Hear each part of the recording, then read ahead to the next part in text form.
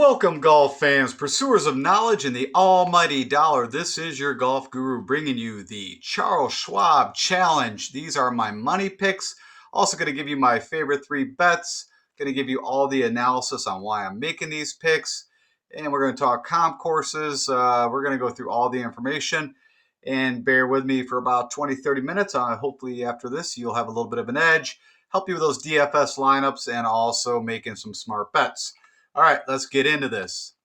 All right, so real quick, if you missed my preview show, I just wanted to go over the areas that I think from a skill set are the most important. And the number one by far is approach. Then we got to have great putters. We need guys to keep it in the fairway, a little tighter course. Good around the green. Proximity of the pins that keep showing up at this course are going to be coming in from 125 to 150, 150 to 175. A lot of par fours. You got 11 of them from 350 to 450. Need to do well there. And also got four par threes, not terribly long. They're around 200 to 175-ish, but you got to be efficient on those. And then there's only two par fives, so he needs the guys to take advantage of those when they get there. And then the one thing I did not cover is the comp courses that I'm going to be leveraging and looking at when I'm picking these players, and we'll go through on each of them how they've done at these. And then real quick in the middle there, you're going to see a model that I ran. Pretty much filtering on 7,200 yards or less, which this course, of course, is just barely over 72, 7,209. So we're going to call it 7,200 yards or less, and also par 70. And when you do that, these courses will pop up. Now, Harbortown is a par 71, but very similar in all aspects. I like that one. And also, I believe OHL Mayakoba is a par 71. Now, these courses are going to have different grass types on the greens. Quite a few Bermuda, one POA, one pass palm, and then the closest, if you wanted to look from a par, yardage, and grass type, would be the Military Tribute at Greenbrier. Of course, that's the old white course, the old TPC white course. So those are the courses that I'm going to be leveraging and looking at to see how these guys have done there. But anyways, if you put that kind of filters on, this is what spits out. And funny enough, you get Morikawa and Berger, who, of course, went to a playoff last year here, is your top two guys.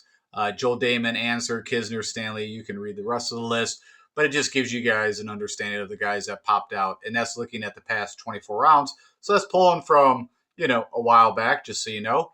But I wanted to look historically, over these tracks, what these guys have done.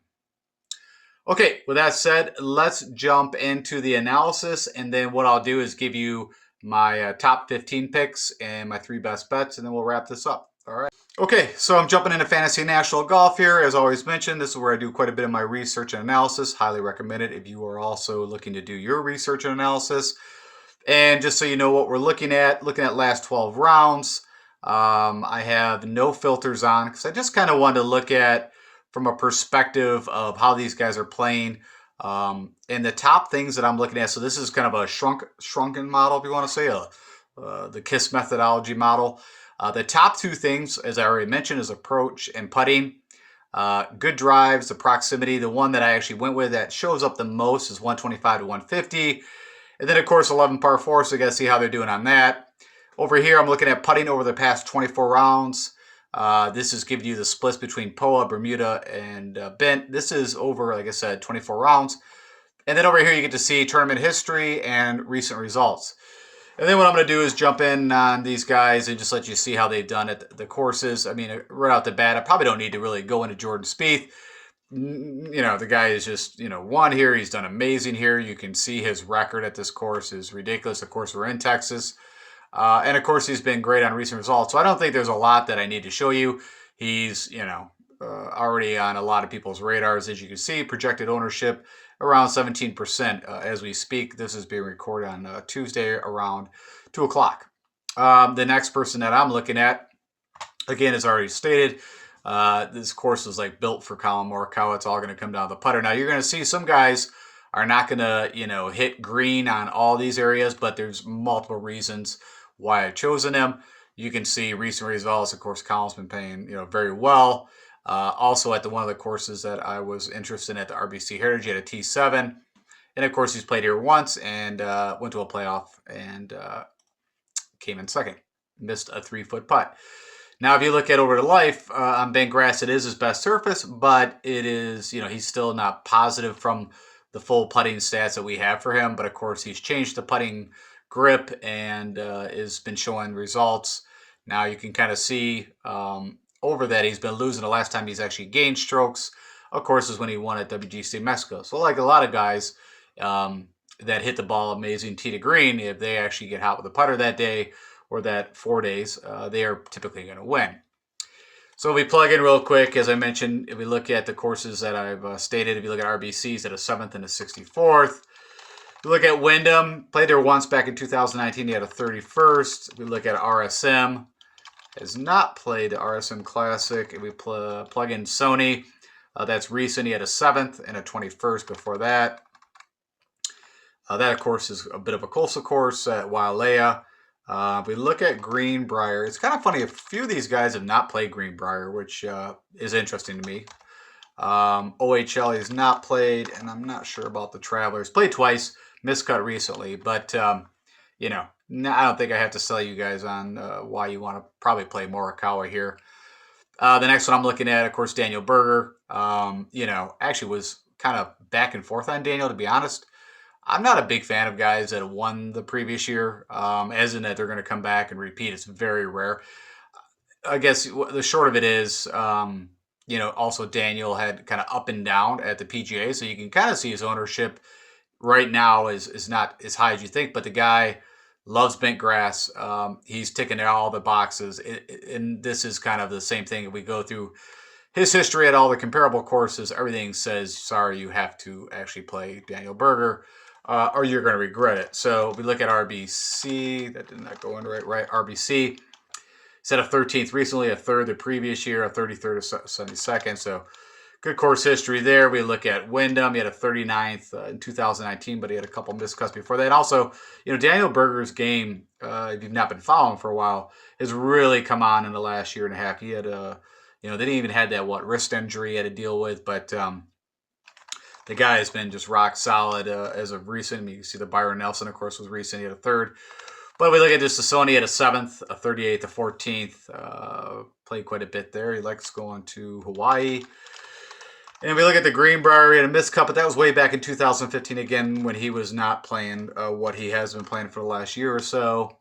The OHL at Mayakoba, he had a 23rd. Recently a 51, again, way back. And then we look at the Travelers, miscut in 2019, but, you know, some past history, a 2nd, a 5th, and a 67th. So, again, you know, I couldn't leave him out of the top 15. Will Z, again, you know, don't think I had to sell you on recent form. Everything looks good. Of course, it's all going to come down to the putter for Mr. Will Z. If you go look at some of his breakdown information, I mean, you can see the last time he's gained putting was at the RBC, but that is on Bermuda. He also gained at the Genesis, which that is POA. If we go look at the RBC, he did have a 42nd finish recently. The Wyndham, he had a miscut, but that was a while ago, and that must have been a special invite because that was in 2018. RSM, he's not played. The Sony, he did not play. Probably quite a few of these he's not going to play because, again, of his status. It's just been reached. OHL, yeah, what was that, a 50th? What was that, 52nd? And the Traveler. So really not from a comp course history. I mean, you're going to go off what we've been watching. The guy's a top 20 machine, and I see no reason. Tee to green, he's going to have opportunities. Can he convert? Abraham Ancer, I mean, as you can see with a lot of people, everything is just full go for Abraham. You can see great recent form. Of course, he had that 7 under on the Sunday to get him up to a T8. And, you know, pretty decent tournament history. Last was a T14. And if you also listen to my previous show, you'll know that typically you've had to have, you know, the last winners typically had a 15th or better finish, and then they won the previous year. So you got that. If we go look at, of course, some of his comp course information.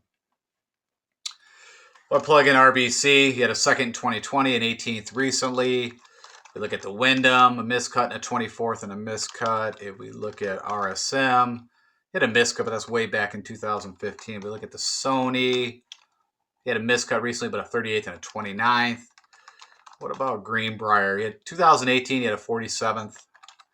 And then OHL, a 12th, an 8th, a 21st, a 9th. So it's done well at the OHL. Of course, that's in El Camaleon in his neck of the woods. And the Travelers, an 11th, an 8th, and a miscut and a 56. So good comp course history. Everything's ticking the box there. And again, at 19%, I don't think I have to sell you.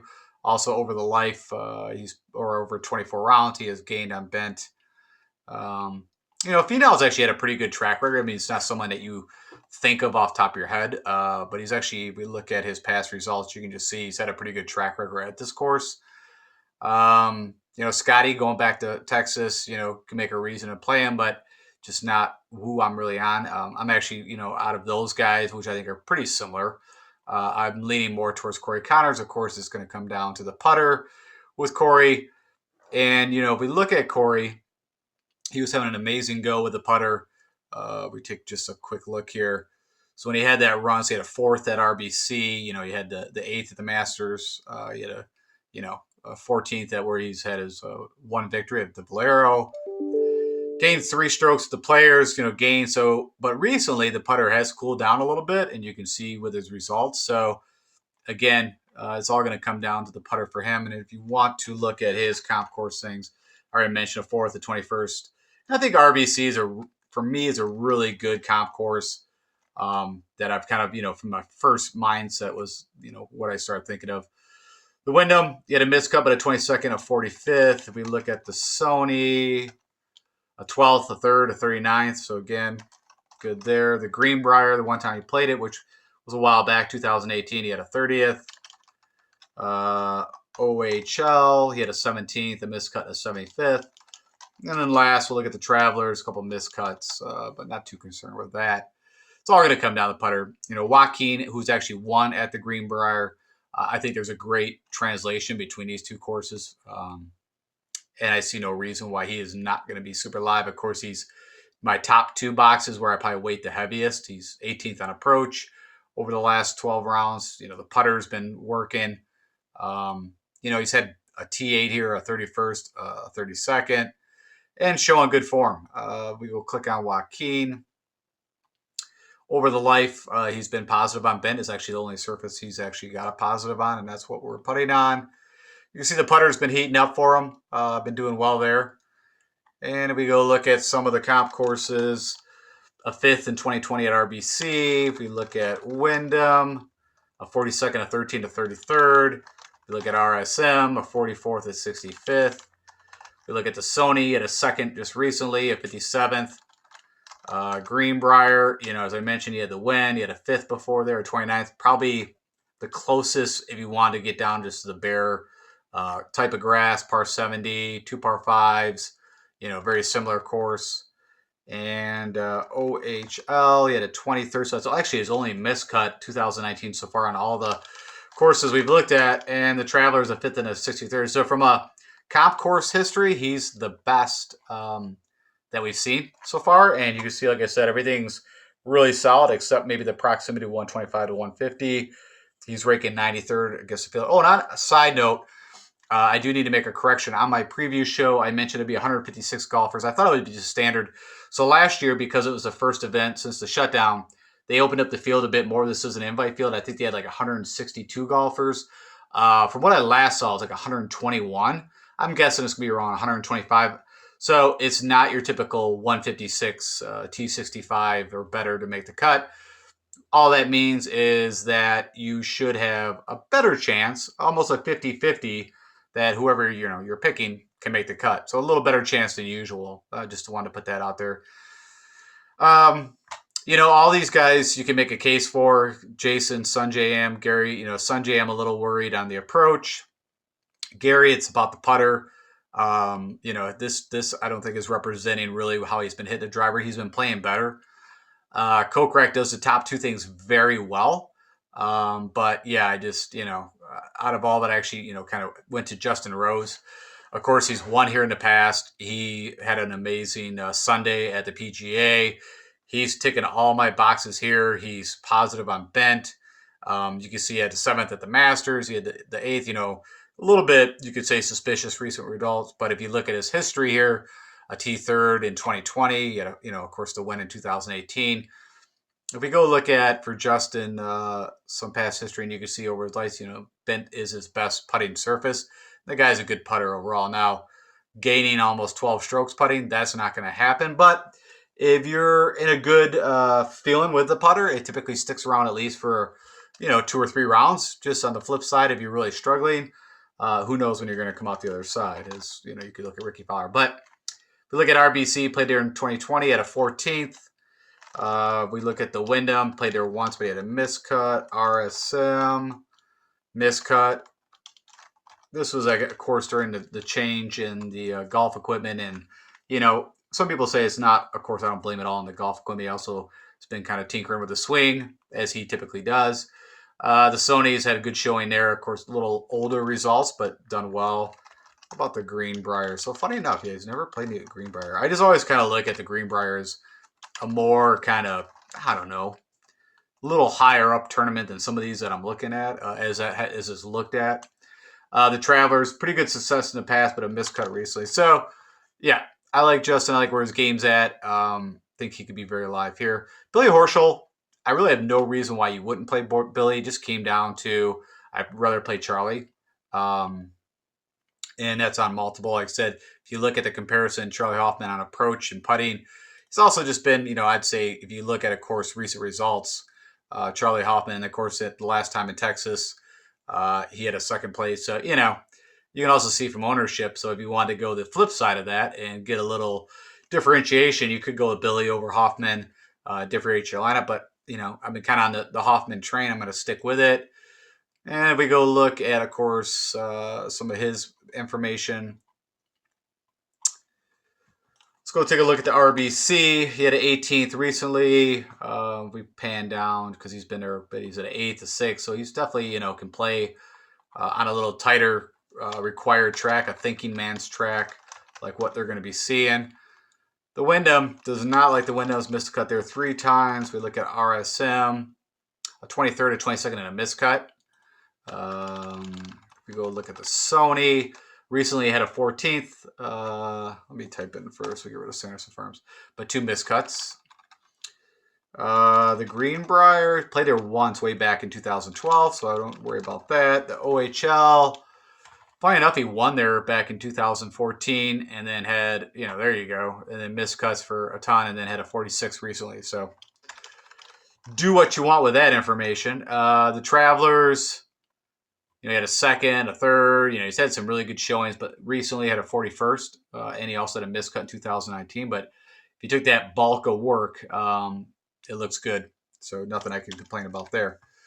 So sticking with the Hoffman and, Ryan Palmer, again, you can make a really good case. Of course, Phil, last I checked, is still scheduled to play in this tournament. So, roll the dice, but I don't think this is the course for Phil, no matter if he's coming off a win or not. Kevin Na, you're going to notice that, he is not hitting these top 2 boxes, but of course, Kevin Na is a past champion. He, has done very well at this course. And then if you go look at the comparable courses, and I am not the biggest fan of Kevin Na, I'll state that right now, but everything I know tells me that I have to play him, and I am going to. He does well on bent, is his best putting surface. You can see at the PGA, struggle with the putter, but typically that's where he makes his hay. So if we look at RBC, you can see, miscut recently, but he's had an 8th, a 4th. I mean, it's pretty much either he makes the cut or he's top 10ing at RBC. So the Wyndham, a 4th, a 10th. It's a little while back, but, again, just the course just suits him. If he's going to do something, it's going to be, of course, he won recently at the Sony, and has had a good track record there. And again, it's a good comp course for here. The Greenbrier, which I think I said is probably from an actual course play and the type of grass and everything, is probably the closest one. You've got, he won it in 2018, a 14th, a 7th, So as you can see, everything from a comp course, a history at the course. But, he's probably I don't know. I think he's a volatile pick. I mean, that guy, you just don't know what you're going to get. You're going to get a miscut or a top 10. And typically, if I play him, he burns me like at the Players when he blew up on 17. And if I don't play him, he'll win the tournament. So I got to play him. You could really pivot to Streelman, who's, had great, of course, had a great show at the PGA. He's been on, and he's typically more my cup of tea. I prefer to play him, but, I just made the choice. I'm going to go in nah. Hope he doesn't, pull out, withdraw, have a back issue, freak out. Who knows? Matty Wallace, you can see he's ticking all the boxes except for the approach from 125 to 150. But he gains on Ben. I looked hard at him, but I'm sticking with Tringali.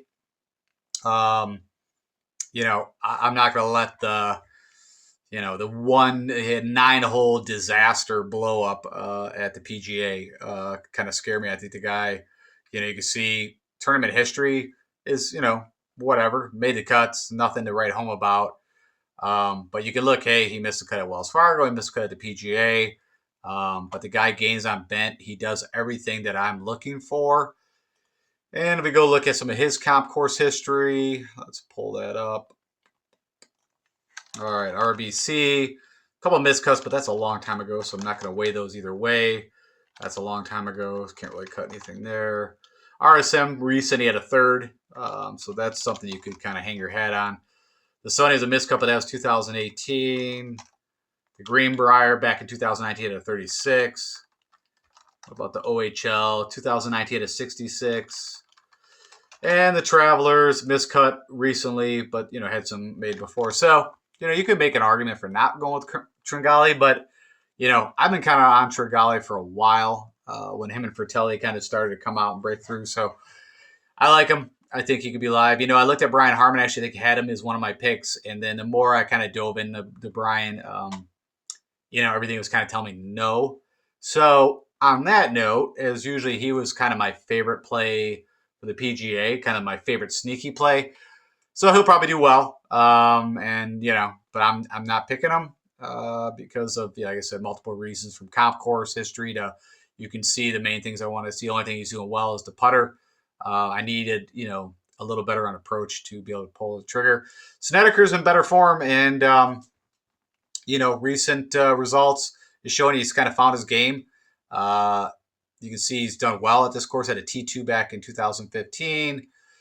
And if we go click on him and just kind of start looking at some of his comparable course success or lack thereof, but we can go look. So RBC Heritage played there quite a bit. His best finish was an 11th back in 2015. Recently had a 42nd.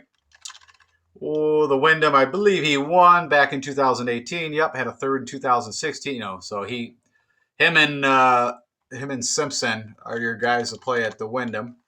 RSM miscut recently, but had a 29th and a 45th. You look at the Sony. A really good track record there. He had a miscut recently, but you can look at, what he's done over his life of work. So again, this course just screams Brett Snedeker. And then, of course, you can see 2018, he did well at Greenbrier. Another one that, I'm kind of weighing pretty heavy. And then OHL has not played, and the Travelers, a 41st, a 43rd, has some better showings past history. But, if you look at recent, whatever, make it what. It's all going to come down. His driver was going wayward, but he's gotten that fixed, and the putter. And if the putter's working for him, he could be pretty live. Grillo, I've been on, the Grillo train for a while. I'm not getting off still. Didn't do as well at the PGA that I was hoping, but of course, great recent results. The RBC, he had a T2, is one of my, definitely comp courses. Ticks all my boxes. He's had a decent course history here. Now, he had a cut in 2020, but you see, he also had a third in 2018.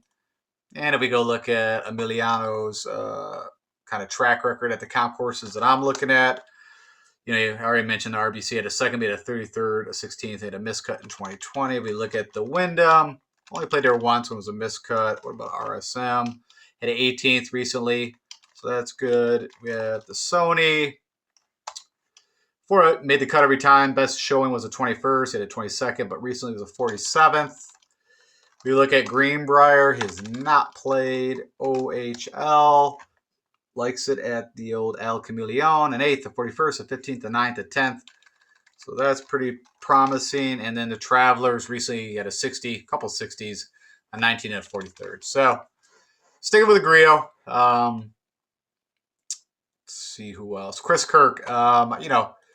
See what his ownership is. People aren't jumping off the train yet, but he had a couple miscuts here recently. I was just curious if everybody be jumping on. You can see from this perspective, he's one of the higher rated guys from the model that I'm looking at for this kind of simplified. So he's loved by the model. You can see he's actually won here in 2015. He's had a really good course history, so that's a bit probably why the ownership is still staying at like 15% right now. But if you also go look at his comparables that we were talking about, we look at RBC. He had a 7th recently, played there a ton. It's done pretty well at the tight tracks. At the Wyndham, never missed a cut. 11th is best, so everything's telling you there is good. If you look at RSM, an 18th, a 4th. Scroll down, he's actually had a win at RSM back in 2013, so great track record at the Sea Island Resort. What about the Sony? Hit a 2nd recently. So, when you start to go through these comparables, everything's screaming, to play him. Now, Greenbrier had a missed cut, but that's way back in 2017. OHL, the most recent, hit a 46, but, made a cut there every time. And last but not least, let's look at the Travelers, a 58th in 2013. So nothing really to report there. Everything looks good from Chris Kirk's standpoint. And if we scroll down, Paddy Kazire, I will call it right now, is my favorite play out of all of them. I don't know why. I'm really high on him. I hope he doesn't, pull the Brian Harmon on me. But you can see he's doing everything that I'm looking for, except the driver can be the nemesis. The guy has been just, having some really crazy 18-hole results within a tournament or a couple 36-hole results. You can see his tournament history is not great here. But recent form, and then if we go look at his comparables, everything is telling me that this should be a great opportunity for him to win or, top 5. So now RBC, not the best. He's at a 14th there, but not the best recently. But we look at the Wyndham, made the cut every time. He had a 13th. We look at RSM, he had a 10th recently. Good course history there, 15th to 68. So you can say that's pretty solid. At the Sony, he's won there back in 2018, but he also had a 7th recently. We look at OHL, he had a win there back in 2017, but a 32nd recently. And if we look at the Travelers, he had a 6th place there recently. So from a comparable course, everything's telling me Paddy Kazire. And I think that's it for the guys that I wanted to cover. So let me go jump in. We'll summarize this and get out of here. Okay, so for my top 5, my Fab 5 picks, these are the guys that I like the most. And none of these are real shockers. You got Joaquin Niemann. It's going to come down to the putter with him. But the guy is won at Greenbrier. He's done well here. I see no reason why he can't win this thing. Abe Answer, kind of probably everybody's favorite pick with everything we've been seeing. And everything fits. So I say this probably every time I pick Abe Answer. That, hey, maybe this is going to be his first PGA win. Will Z, I'd say out of all of them, probably the one that could have the little chink in the armor with the putter recently. But if he finds the putter, I see every reason why he could go out and win this thing. Of course, Morikawa, no shocker there. Paddy Kazire, again, I mentioned he's in my top 5. And he's probably going to be the most. I'll be curious how many other people are on him. But, yeah, I am really liking some Paddy Kazire this week. My next 5 is going to be Corey Connors, no shocker there. He was actually the first guy that popped in my head when I thought about this tournament, so maybe you can get his follow-up win here. Griot's been in great form. Again, it's going to come out of the putter. Tringali, see what happens, but I'm not jumping off the train yet. About when you will jump off the train is about when he'll go win a tournament. The Hoffman, been just nipping away, waiting for him to get that win recently. So we'll see if Texas brings back. And then, of course, there's no way I can't have Jordan Spieth, even when he was not in good form, still would show up and do well here. So no way I would not. And then for my last 5, Kevin Na, not my favorite guy to play, but everything's telling me we got to play Kevin Na. Chris Kirk's got the RSM hat on there, man. I mean, everything is pointing to Chris Kirk good showing. Daniel Berger, you know what? Came really close to not playing or not at least picking in my top 15, but everything again tells me I have to, so I can't cut him. Brent Snedeker been coming on, Got the Wyndham on the shirt there, so a good comparable course. Everything shows that he should do well here. The putter's good. And then Justin Rose, funny enough, I think this could be the first time since I've been doing my show that I've ever picked JR. So hopefully he does not let me down. And now into my cha-ching bets, my top 3 favorite bets for this week. Of course, I'm going to have Patty Kazire to win 100 to 1. Throw a few shackles on there. I have. It'd be a nice payout. RCB, he's been popping up here or there. This course suits, it's going to come down as part, but the guy was very elite with his iron approach and kind of the life that I'm kind of seeing with him. From a 251, again, to throw a few shackles on to have a nice payout. We've had, Phil win recently, 201. You had KH Lee come in at 175. So, maybe we're on this run of some long shots to pay off. And then last but not least, probably not going to hear this, but a little inside scoop from your golf guru. Danny Lee lives in Fort Worth, is a member here at the Colonial. And, if anybody could do a first round leader at 100 to 1, I like Danny Lee. Also, probably would be one of my value plays. So I'll give you that little inside scoop right now. So that's it. I hope that gives you guys some nice thoughts, gives you enough information. Those are the guys that I like. Of course, you got to see enough information where you could also, of course, make some of your own choices. So that is who I'm going with. Again, if you like what I'm doing, much appreciated if you click the like button. And I will state again, please subscribe if you've not subscribed. I'm trying to get to 512 subscribers off. So if you like what I'm doing and you want to keep seeing me keep doing these things, subscribe. Got to keep my subscribe base moving to the right direction, or at some point might have to quit doing this. But for this moment, I'm going to keep trucking along. I've had a lot of positive comments, so I appreciate that from all you guys, and I'll keep interacting.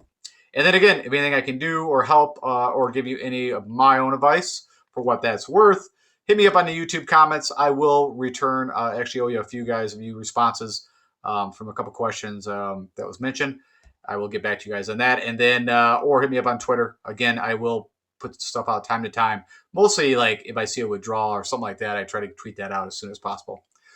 All right, guys, best of luck to us. And I will be putting out my value play show tomorrow. And of course, that's everything you need to know that I know before the lock that might, maybe change some things that we are doing, or, weather, ownership projections, all the stuff that you're going to want to know before the final kind of locking those lineups in. Talk to you guys later. All right, take care.